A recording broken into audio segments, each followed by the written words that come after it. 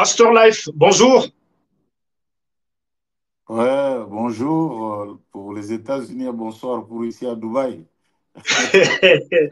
Oui, comment vous allez? Non, Dieu nous fait grâce comme toujours. Un grand plaisir quand c'est pour parler avec les jeunes du message. C'est toujours Oui, un oui. plaisir énorme. Oui, oui, ça a Mm. toujours vraiment été aussi un plaisir de vous recevoir en direct du Forum JM et surtout que vous êtes aussi de cette école Wamba ou Bala. Quand vous dites quelque chose, ça doit être confirmé par le prophète William Marion Branham. Bien sûr, bien sûr, bien sûr. C'est même ça. OK. Ou Oui, oui. alors on se tait, ou alors on dit quelque chose. Mm. Oui, oui. Merci, merci, merci beaucoup, Pasteur Life. Alors, vous n'êtes pas présenté, on vous connaît déjà. Alors, pour gagner le temps, nous vous avons invité aujourd'hui pour parler avec vous sur le fait d'accoucher par césarienne. Est-ce que c'est une malédiction? Est-ce que c'est quelque chose que Dieu ne pas à l'intérieur? Parce que il y a plusieurs sœurs qui refusent d'accoucher par césarienne suivant de prédication selon laquelle que ce n'est pas la volonté parfaite de Dieu, que la volonté parfaite de Dieu est qu'une femme puisse accoucher par voie basse. Alors, mais bien avant tout, il y a d'abord une question de curiosité concernant une de vos prédications. Là, vous avez déclaré, disons, que Frère Branham est le Messie de cet âge. Alors, nous voulons d'abord savoir, est-ce qu'avez-vous quelques citations pour confirmer cela? Parce que nous savons que Frère Branham dit quelque part que si je disais que j'étais le Messie, je serais un menteur. Je ne suis pas le Messie. Mm.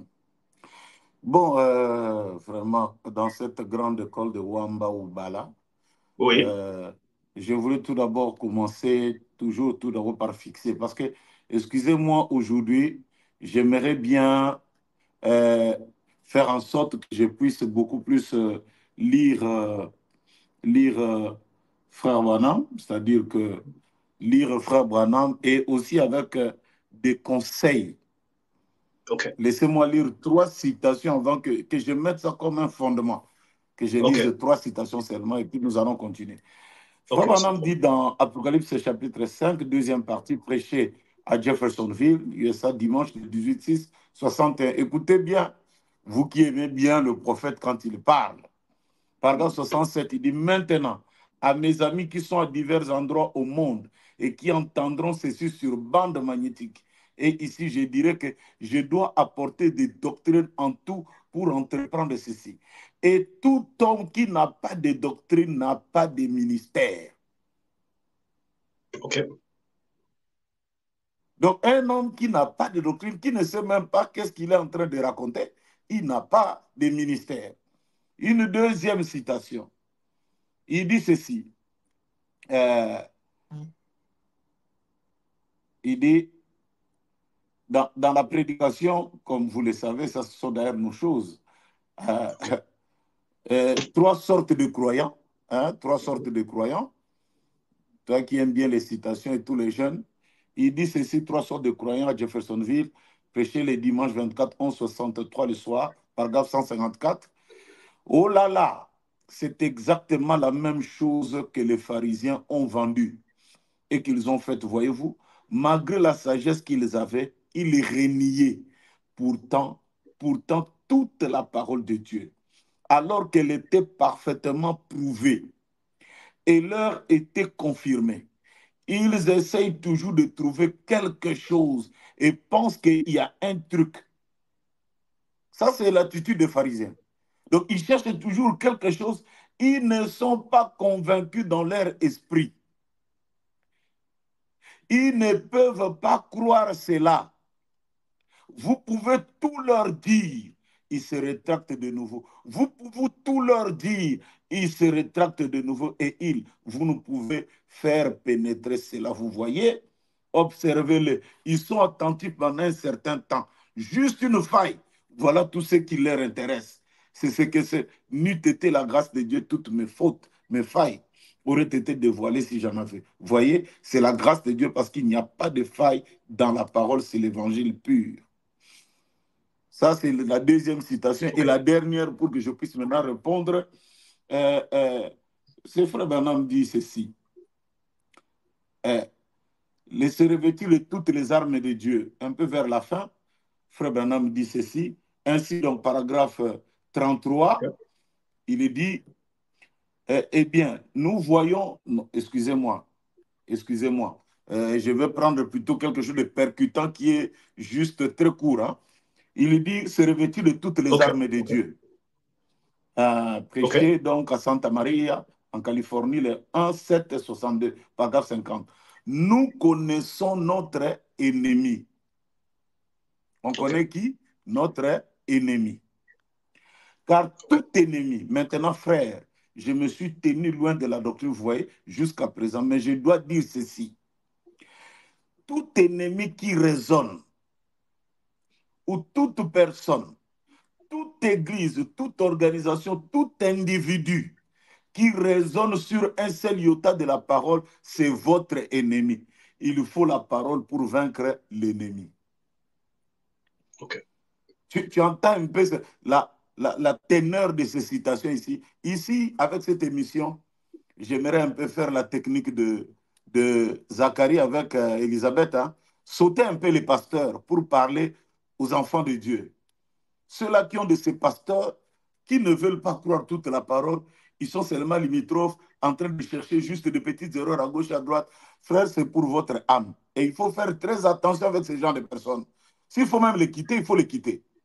Il faut les quitter.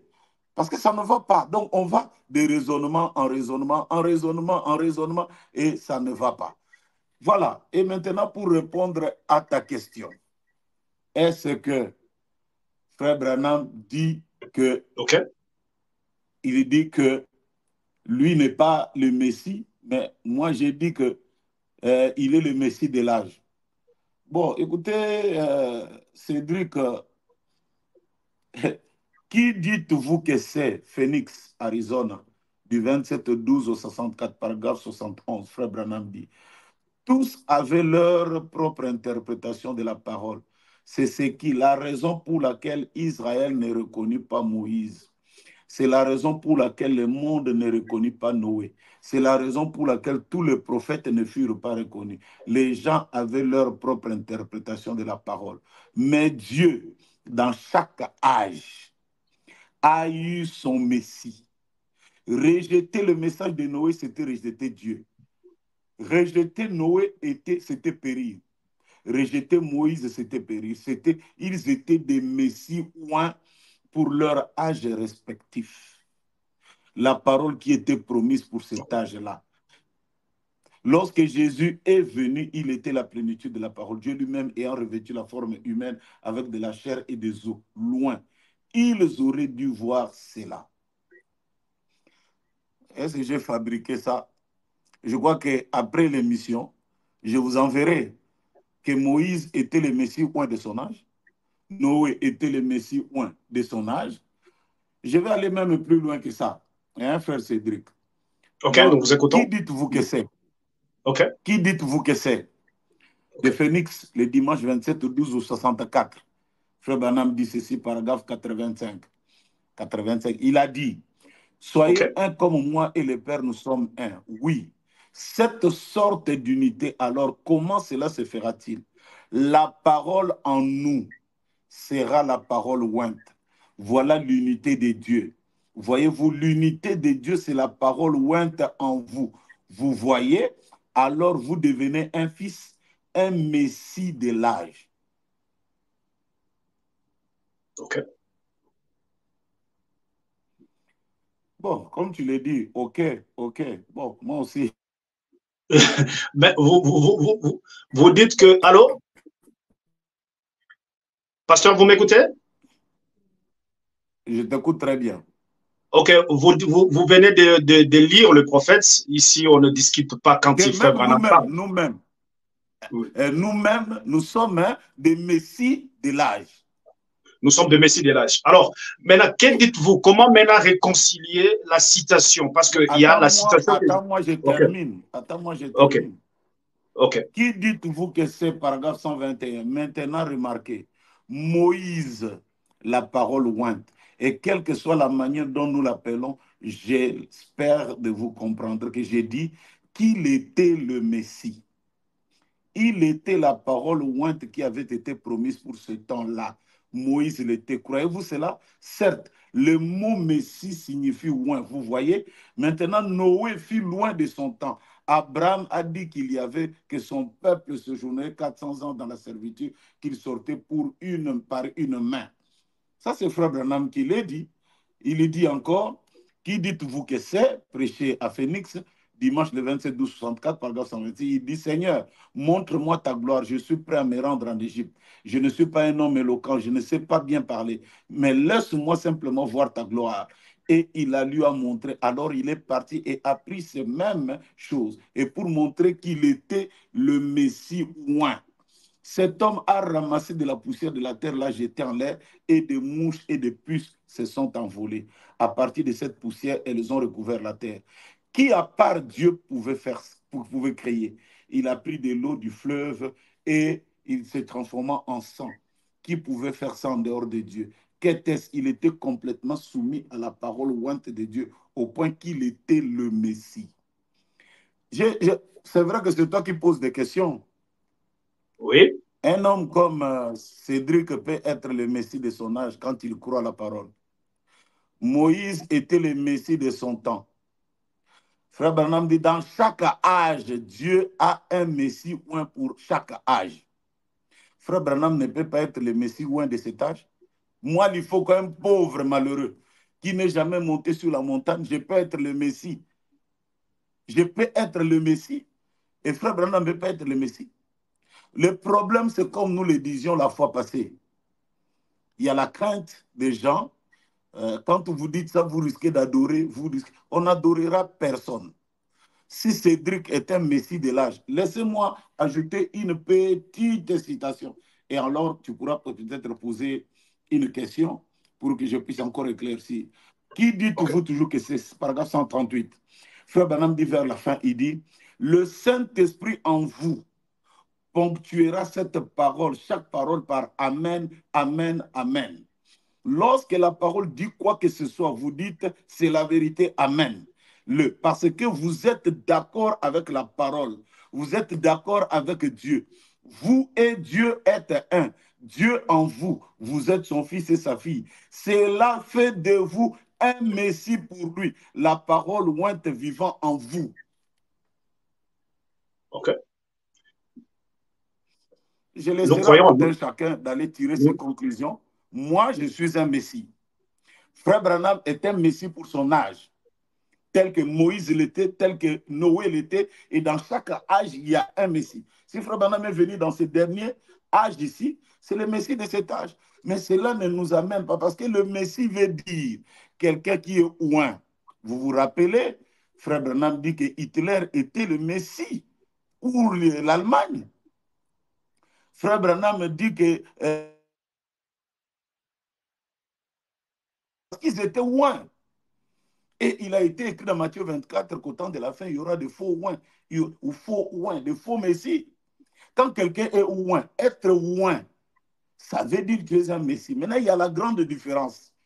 Le messie de l'âge, je parle de messie de l'âge. OK. Telle a été ma déclaration. Et le messie oint, qui est le Seigneur Jésus-Christ. Voilà toute la différence qu'il y a.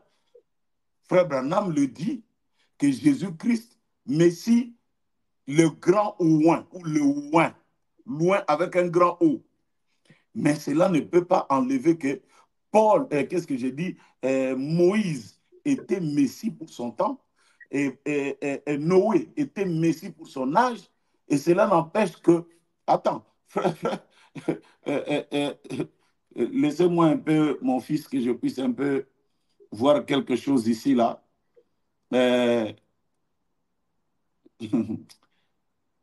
C'est toujours Frère Branham qui le dit, hein. Il dit que quand vous vous ponctuez par un amen par la parole, vous et la parole, vous êtes d'accord, cela fait de vous un Messie. Donc quelqu'un qui fait amen à l'église, qui accepte la parole, il est Messie pour son âge, pour son temps. Il est ouais pour son temps. Donc c'est ce que j'ai lu, c'est ce que j'ai dit.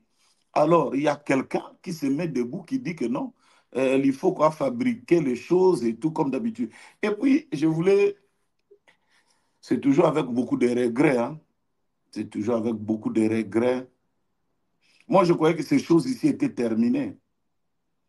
Dans la prédication où les gens ont coupé, j'ai lu la citation.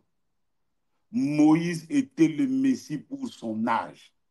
Noé était le Messie pour son âge.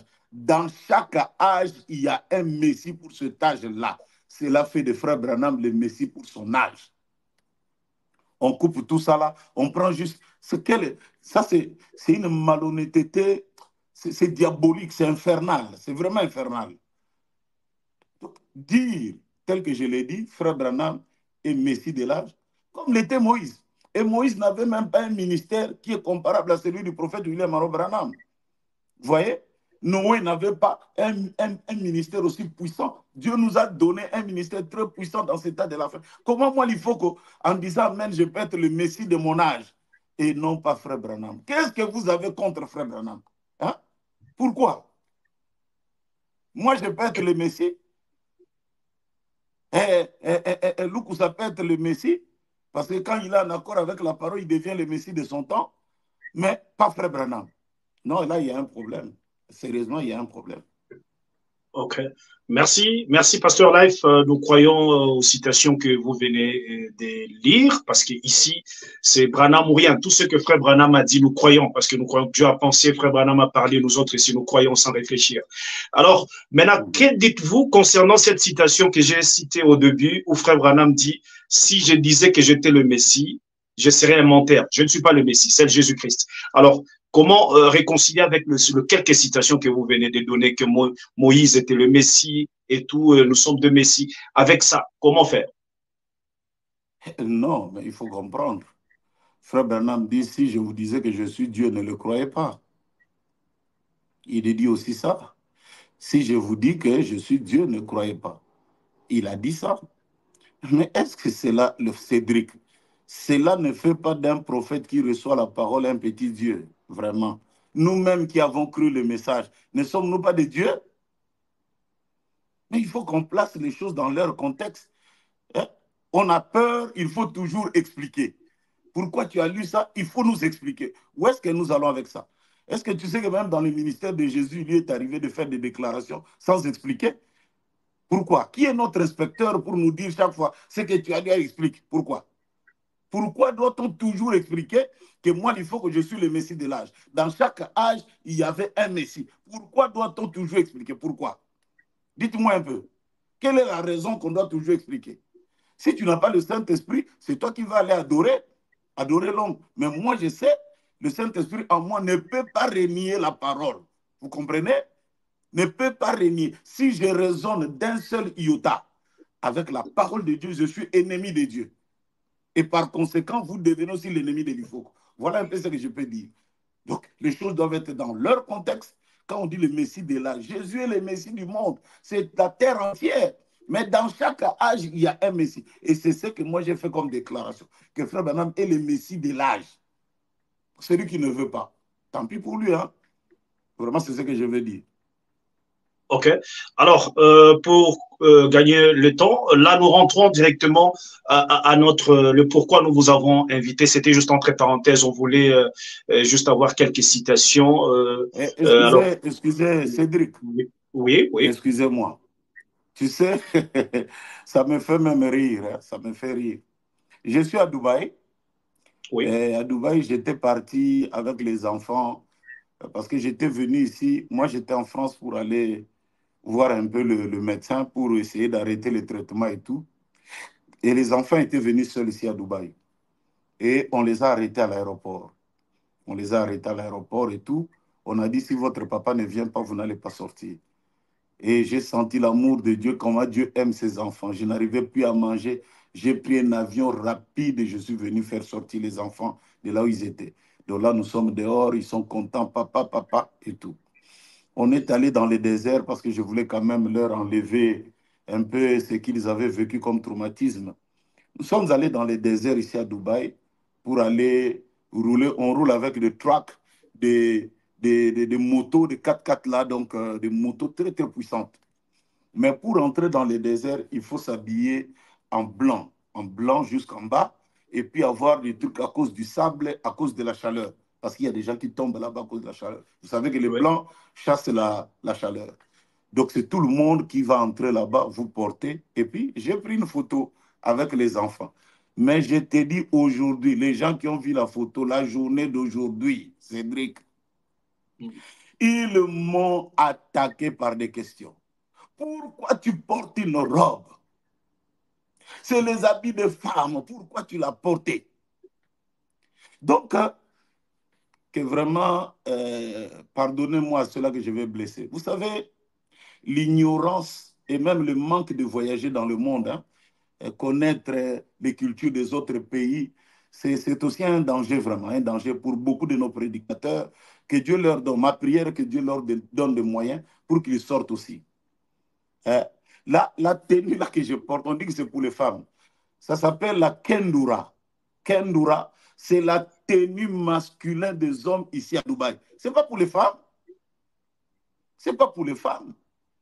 C'est pour les hommes. Si eux, ils veulent amener les sœurs du Congo ou de je ne sais pas d'où, qu'ils viennent porter ces tenues-là avec les banderoles sur la tête à cause du sable, on va les arrêter. On va les arrêter. Je voulais dire, quand Jésus apparaissait devant Frère Branham habillé en robe, donc Jésus était quoi? Une sœur. Hein? Quand Jésus apparaissait à Frère Branham habillé en robe, donc Jésus a brisé la parole de Dieu. Il s'est habillé en sœur. Ou alors, comme Frère Branham dit, quand nous devons baptiser les gens, vous devez leur faire monter qu'ils s'habillent en robe blanche. Donc, dans l'église, les gens s'habillent en tenue de femme, là où la sainteté est exigée. C'est un contexte des choses, je crois. On baptise les gens en robe blanche, comme ça se faisait dans le Branham Tabernacle. C'est un contexte des choses. Dans les déserts, là, pour y entrer, il faut s'habiller comme ça. Que nos frères, surtout que les prédicateurs, que Dieu leur fasse grâce. Que Dieu leur fasse grâce. Vous parlez, vous parlez, vous parlez. Bon, les autres ont commencé à demander pardon quand j'essaye d'expliquer, mais comme on a lu la citation, là, Frère Branham dit, comme des pharisiens, même si tu leur montres, ils ne croiront jamais, ils vont raconter n'importe quoi. Et je terminerai simplement par ce que Frère Branham dit, qu'un jour il y aura les défilés, que tout le monde va passer avec la tenue nationale et les drapeaux de son pays en train de balancer et tout. Moi, je pose une question pour terminer. Nous, en RDC, on aura quelle tenue nationale? On va porter quelle tenue nationale? La cravate, ça, c'est pas pour nous. Le costume, ça, c'est pas pour nous. Hein? Si vous allez en Afrique de l'Ouest, tu vas trouver au lieu de la kendura, comme je dis, on appelle ça gandoura. Vous trouvez des pasteurs dans l'église au Sénégal, au Mali, du message, habillés en cette tenue-là. C'est leur tenue. On va au travail avec ça. Il y en a qui est cet inspecteur-là. Moi, j'avais mes tenues à l'intérieur, pantalon et cette chemise d'ailleurs que je porte. Mais à cause du désert, j'ai porté ça là pour que la chaleur ne puisse pas nous faire tomber parce qu'il y a des gens qui tombent là-bas à cause de la chaleur. Donc, je voulais juste éclaircir un peu pour ces genres de frères qui aiment toujours chercher des... Moi, je croyais, parce qu'on a eu quand même un petit temps où il n'y avait pas de choses sur Internet, mais c'est malheureux, hein? Que Ok, Dieu nous aide. Tu disais ok. encore comment? Bien, merci, pasteur. Alors, revenons à notre sujet, le pourquoi nous vous avons invité, comme je l'ai dit au début, concernant le fait d'accoucher par césarienne, parce que il y a plusieurs sœurs qui refusent d'accoucher par césarienne, disant que parce qu'ils ont suivi de prédication selon laquelle ce n'est pas la volonté parfaite de Dieu. La volonté parfaite de Dieu est que la femme puisse accoucher par voie basse. Alors, il y a même une sœur qui est décédée, refusant Pas d'accoucher par seulement une césarienne. sœur, pas Oui, seulement une sœur, c'est-à-dire qu'il y en a beaucoup. Il y en a oui, beaucoup. Il y en qui a beaucoup. refusent d'accoucher par césarienne. Ah. Alors, parlons un peu de ça. Est-ce que c'est une malédiction le fait d'accoucher par césarienne? Que dit Frère Branham? Tout d'abord, je voulais un peu dire ceci, que toutes les femmes ne sont pas les mêmes. Dans la constitution féminine, toutes les femmes ne sont pas les mêmes. Il y a d'autres femmes qui peuvent accoucher par la voie basse. Il y en a d'autres. Mais il y en a d'autres aussi qui ne peuvent pas accoucher par la voie basse. Il y a aussi des difficultés d'accouchement et tout, et tout, et tout, et tout. Laissez-moi lire quelques citations de Frère Branham OK. Euh, il dit ceci, euh, en rapport avec la césarienne. Il dit, excusez-moi, Oui. et il dit, qu'y a-t-il dans ta main? Prêché à San Fernando, en Californie, USA, dimanche 21 55. Mhm. Paragraphe 13. Et je veux qu'elle ait ma fille Sarah. J'ai une petite Rebecca, une petite Sarah et un Joseph. Combien se souviennent que lorsque je suis venu pour la première fois en Californie, cela fait plusieurs années, je vous avais dit que j'allais avoir un Joseph. Faites voir vos mains. Et qui était étrange? L'enfant qui naquit après était une fille. Mais le Seigneur m'avait dit que j'aurais un Joseph. Le médecin avait dit, elle ne peut plus avoir d'enfant. Il avait été cette césarienne. Mon épouse doit accoucher par césarienne. Elle est comme sa famille. Donc la femme du prophète, la OK. sœur Méda, n'a couché que par césarienne. Eh, c'est le J'ajouterai prophète. encore. OK. Ah oui, c'est le prophète. OK. C'est lui qui incarnait l'onction. Oui, oui. L'onction. Et qui pouvait même mettre la main comme ça et tout change. Même le bassin de la femme change. Mais Mhm. dès que la sœur Meda devenait grosse, elle a couché toujours par césarienne. Je lis encore une deuxième citation. OK. L'imitation du christianisme prêché à Lima, Ohio, dimanche le 27 1 57, il dit, paragraphe 5, s'il y a ici quelqu'un qui aimerait aborder cela sous l'angle que je qualifierais des scientifiques là, c'est dans une autre dimension. Vous êtes quelque part, sauf que c'est tout aussi réel qu'ici. Mais vous êtes simplement quelque part ailleurs, que vous êtes conscient de vous y trouver. Mais vous savez que votre voix s'est fait entendre ici, mais vous êtes là-bas. Vous voyez? Expliquer cela, je le peux. Mais quelque chose a dit, tu auras un fils et tu lui donneras le nom de Joseph. Oh là là, je l'ai annoncé juste dans cette réunion-là, disant, j'aurai un fils du nom de Joseph. Et bien peu après, nous avons su que nous aurions un enfant. Tout le monde disait, et ma femme, les membres de ma famille, et tous doivent accoucher par césarienne, les membres de sa famille. Et alors le médecin avait dit, après la naissance de Rebecca, il avait dit qu'il fallait qu'elle arrête cela à cause de certaines complications, qu'elle ne devait plus jamais accoucher. Eh bien, j'ai dit, le bon Seigneur sait tout à ce sujet. Donc, elle a accouché Rebecca, je sais pas si vous me suivez. Oui, nous vous écoutons. Oui, oui. Hein. Donc, elle a accouché Rebecca par césarienne. Elle a accouché Sarah par césarienne. Mhm. Je crois que nous tous, nous le savons, frère Branham n'avait que 4 enfants, n'est-ce pas? OK. 5 avec Oui, l'autre qui était parti. Hein? oui. Il y a Billy Paul, Sharon Rose tout d'abord, Billy Paul, Rebecca, Sarah et Joseph.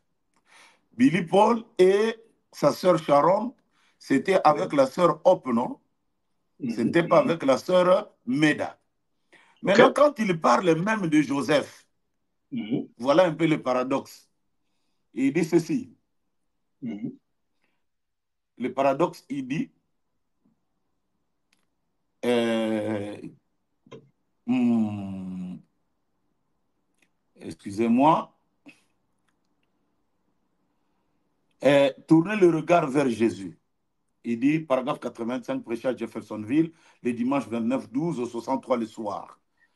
Ainsi, quand je me suis agenouillé pour prier, j'ai dit, Seigneur, il me manque ici ce matin. J'ai dit, je te prie de les bénir, de les aider. Et puissions-nous revenir en ce lieu maintenant, j'ai dit, ils sont là-bas parce que tu m'y as envoyé dans une vision et que tu l'as accompli maintenant. Je vais attendre pour voir ce que tu vas me dire de faire ensuite. J'ai dit, j'ai pris, sois miséricordieux envers elle.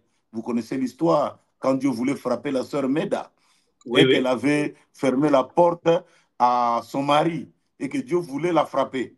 Alors frère Branham est entré dans la chambre pour prier pour elle. Écoutez sa prière. J'ai dit, Seigneur, ne permets pas euh,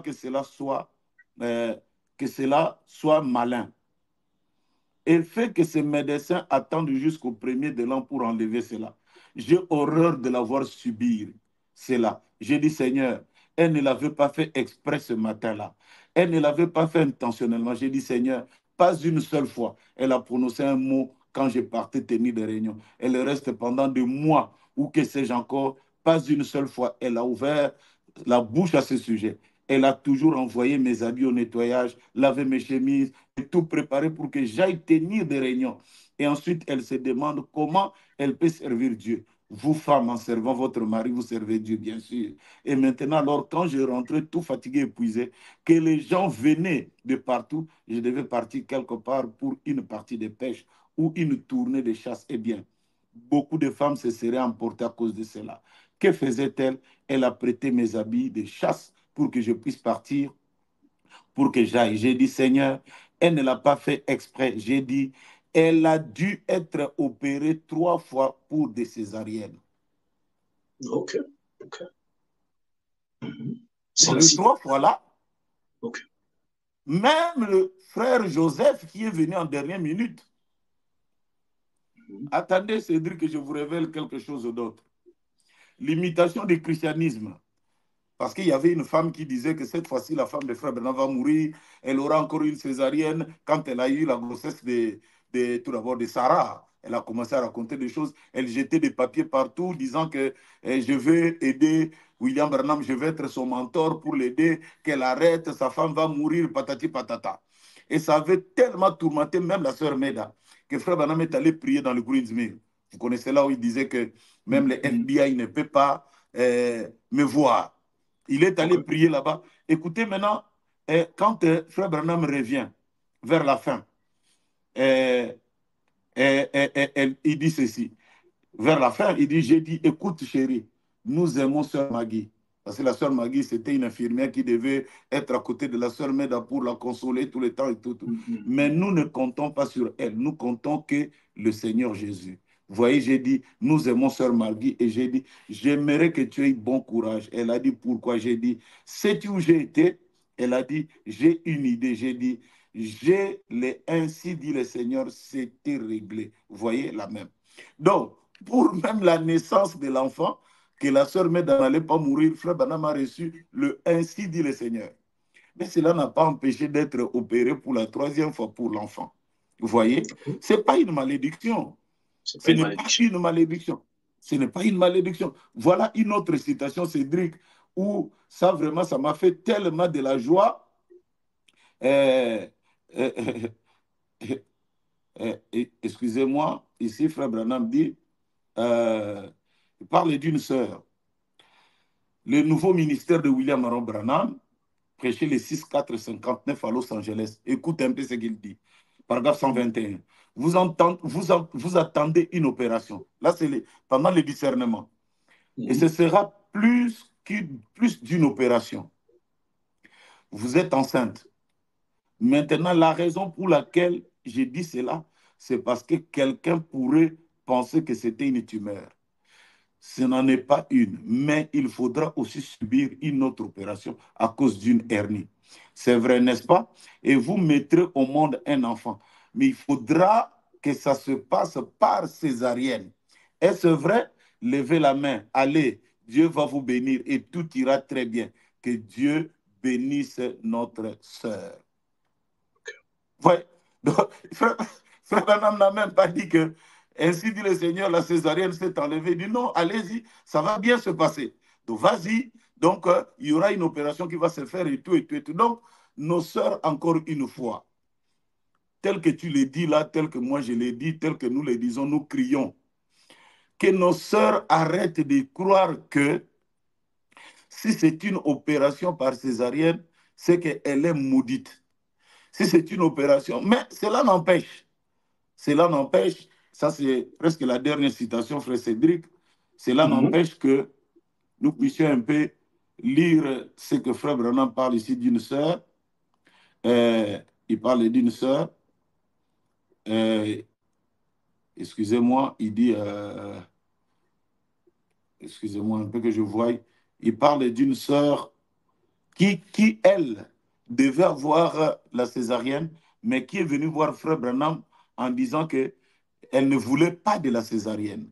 Et frère Ok. Branham a dit, ainsi dit le Seigneur, euh, ainsi dit le Seigneur, tu vas accoucher par la voix basse.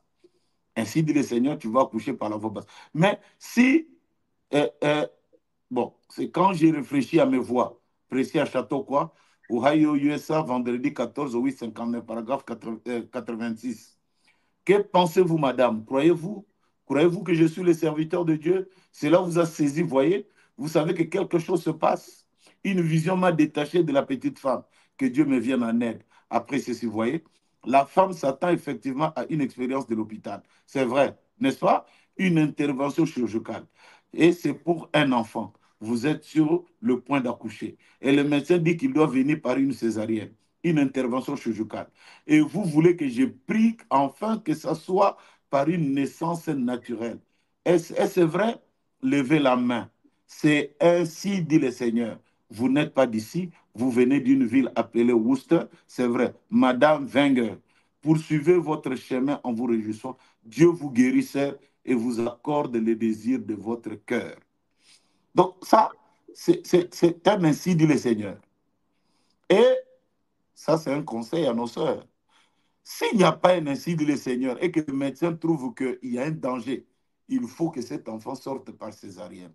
Pourquoi s'attendre seulement alors que la femme du prophète lui-même, la sœur Méda, a eu au moins une affaire de 3 césariennes et Dieu a fait la grâce et elle a accouché dans de bonnes conditions. Je donne un témoignage d'une sœur dernièrement. C'est pourquoi même quand on a parlé de l'invitation de parler sur la césarienne, j'étais tellement dans la joie parce que Oui. j'ai failli perdre une sœur comme ça là. Elle m'a appelé, j'étais en Afrique, elle était en France. Non, papa, est-ce que vraiment tu peux prier? Il faut que l'enfant sorte par la voie basse et tout.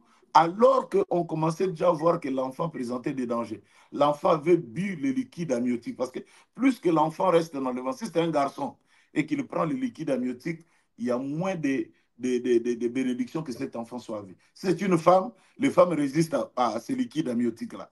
Mais le garçon, parfois, il ne supporte pas. Il dit, il faut qu'on ouvre. Ah non, moi, il faut que ça sorte. Mais qu'est-ce que ça fait? D'ailleurs, actuellement, c'est juste une petite ouverture à côté. Même beaucoup de gens ne le verront pas. On fait sortir l'enfant à côté et c'est terminé. Donc, elle a failli mourir, et elle et l'enfant. Je lui ai dit, sœur, je vais te lire la citation. Je lui ai dit là où Frère Branham dit que mon épouse Méda n'accouche que par césarienne. Elle et les membres de sa famille, ils sont comme cela. Et du coup, elle a dit, oh, bon, je vais appeler le médecin. Je vais l'appeler tout de suite. Elle a appelé le médecin. On a fait la césarienne. L'enfant est sorti. Aujourd'hui, quand je suis arrivé à Paris, je l'ai trouvé dans la joie. Papa, merci. J'allais mourir et moi et mon enfant. Vous voyez un peu de choses comme ça là. Okay. Donc, on voit les diables là où le diable n'est pas là. Et donc, on commence à chercher les démons de césarienne. Alors, s'il y avait quelqu'un qui pouvait bien chasser les démons de césarienne, je crois que ça devait être le prophète William Aaron Branham. Il a reçu un ainsi dit le Seigneur pour son 3e enfant avec la sœur Méda, mais elle est passée par une opération chirurgicale. Donc, voilà un peu ce que je voulais dire à nos sœurs. C'est un peu toutes ces citations-là. Ok, merci beaucoup. Alors, vous venez de donner plusieurs citations. Nous-mêmes, nous sommes surpris. On ne pensait pas que Frère Branham avait déjà parlé et que sa femme aussi est passée par là. C'est la première fois de lire ces citations ici. Vraiment que Dieu vous bénisse. C'est pour cela que nous vous aimons. Quand vous parlez, ça a toujours été soutenu par le prophète. Wamba Oubala. Ça, nous aimons beaucoup. Moi-même, j'ai failli perdre mon épouse. Cédric, je vous l'ai dit, j'ai failli perdre mon épouse quand elle a accouché à Cassia. Cassia est venue par césarienne. Est venue par césarienne. Et beaucoup de gens ne connaissent même pas le nom de césarienne là. C'est le roi Jules César. Donc, tel que tu l'entends, César, le roi Jules César qui était venu par cette naissance au lieu de sortir par la voie basse. Donc, dans l'ancienne Rome, on considérait ça, c'est être né comme le roi. Donc, il y avait même un honneur d'où César et césarienne, césarienne, césarienne. Donc, c'est un peu ça là. Et en ce moment-là, j'avais une tristesse. Pourquoi mon épouse a accouché par César? Pourquoi? Mais quelques temps après, Dieu m'a consolé avec ces citations et tout. Ce n'était pas un problème, ce n'était pas une malédiction. Voilà un peu. Okay.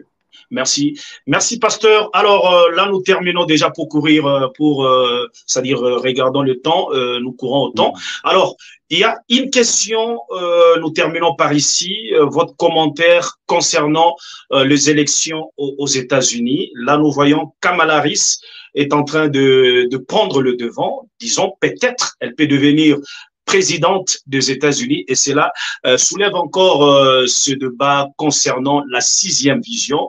Les autres bien-aimés de pasteurs prêchent déjà que la sixième vision va maintenant s'accomplir. Bon, on ne sait pas. Quel est votre commentaire par rapport à ça? Sixième vision et Kamala Harris encore.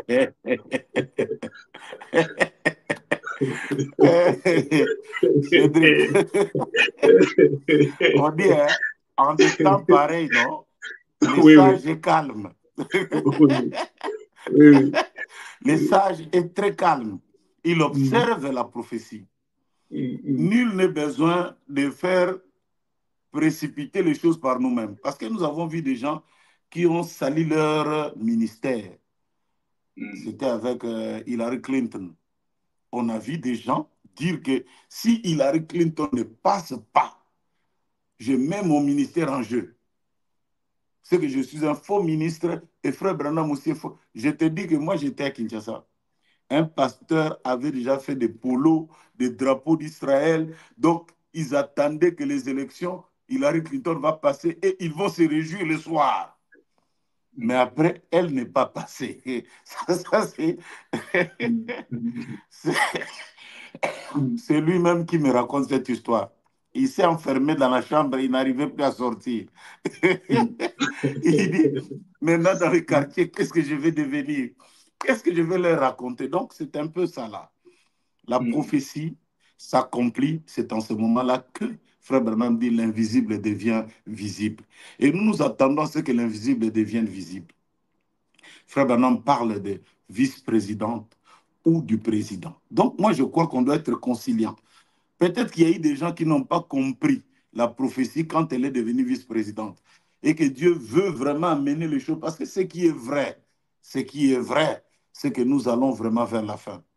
Il n'y a pas simplement cette vision-là, mais ce qui se passe en Russie, ce qui se passe en Israël, comment Frère Branham me dit que la Russie va armer les Arabes et qu'Israël va être armé par les États-Unis. Et c'est devant les portes de Jérusalem que prendra place la Troisième Guerre mondiale. On est là, on est en train de voir toutes ces choses. Ce qui est vrai d'ailleurs, que nous sommes en train de partir. Bientôt là, bye bye, nous partons. Donc il faut que ça enlève un peu.